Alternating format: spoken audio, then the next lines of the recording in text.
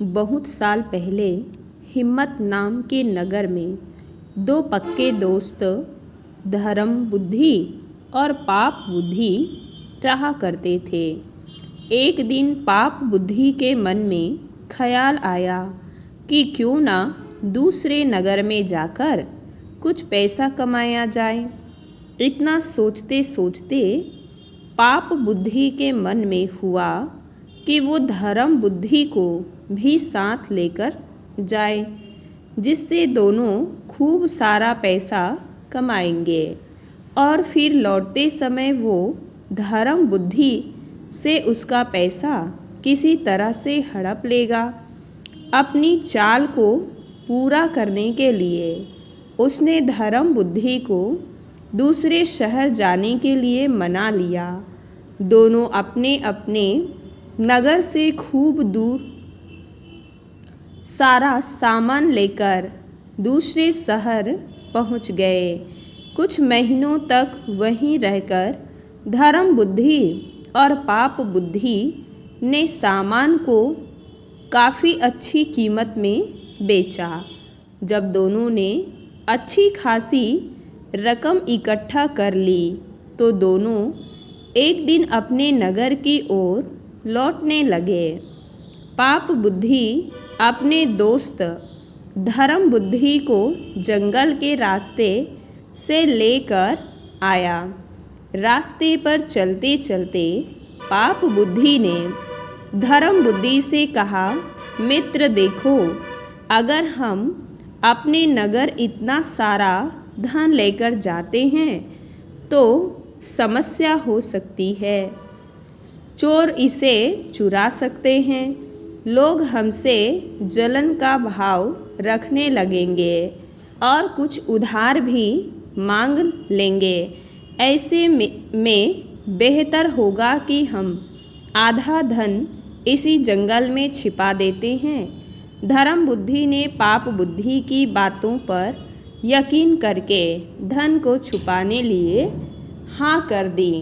पाप बुद्धि ने गड्ढा खोदकर धन को जंगल में एक पेड़ के पास छिपा दिया।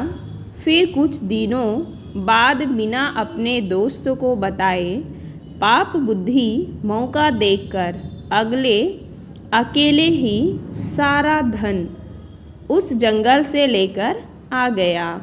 समय बीतता गया और एक दिन धर्म बुद्धि को पैसे की ज़रूरत पड़ी तो धर्म बुद्धि सीधे अपने मित्र पाप बुद्धि के पास गया और कहने लगा, मुझे पैसों की ज़रूरत है, जंगल से पैसे निकाल कर ले आते हैं। पाप बुद्धि राजी हो गया और दोनों जंगल की ओर निकल गए। जैसे ही धर्म बुद्धि ने गड्ढा खोदा तो वहाँ पैसे ना देखकर चौंक गया। इतने में ही पाप बुद्धि ने शोर मचाना शुरू कर दिया और धर्म बुद्धि पर चोरी का आरोप लगाया। हल्ला होने के बाद पाप बुद्धि न्यायालय पहुंचा। न्यायाधीश ने सारा मामला सुना तो सच्चाई का पता लगाने के लिए अपनी दिव्य शक्ति से परीक्षा लेने का निर्णय किया। इसके बाद न्यायाधीश ने दोनों को आग में हाथ डालने का आदेश दिया। चतुर पाप बुद्धि ने कहा, अग्नि में हाथ डालने की कोई ज़रूरत नहीं है, खुद वन देव मेरी सच्चाई की गवाही देंगे। न्यायाधीश ने उसकी बात मान ली। धूर्त पाप बुद्धि पास के ही एक सूखे पेड़ में छिप गया। जैसे ही न्यायाधीश ने वन देवता से पूछा कि आखिर धन की चोरी किसने की, तो जंगल से आवाज़ आई, धर्म बुद्धि ने चोरी की है।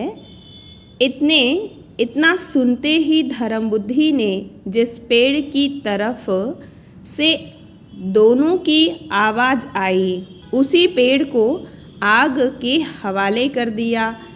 आग लगते ही पेड़ से चिल्लाते हुए पाप बुद्धि बाहर निकला और झुलसी हालात में सारा सच बताया। पाप बुद्धि को फांसी की सज़ा सुना दी और धर्म बुद्धि को उसके पैसे दिलवा दिए। कहानी से सीख मिलती है कि दूसरे के लिए बुरा सोचने वाले के साथ बुरा ही होता है, इसलिए कभी भी बुरा किसी के प्रति भी नहीं सोचना चाहिए।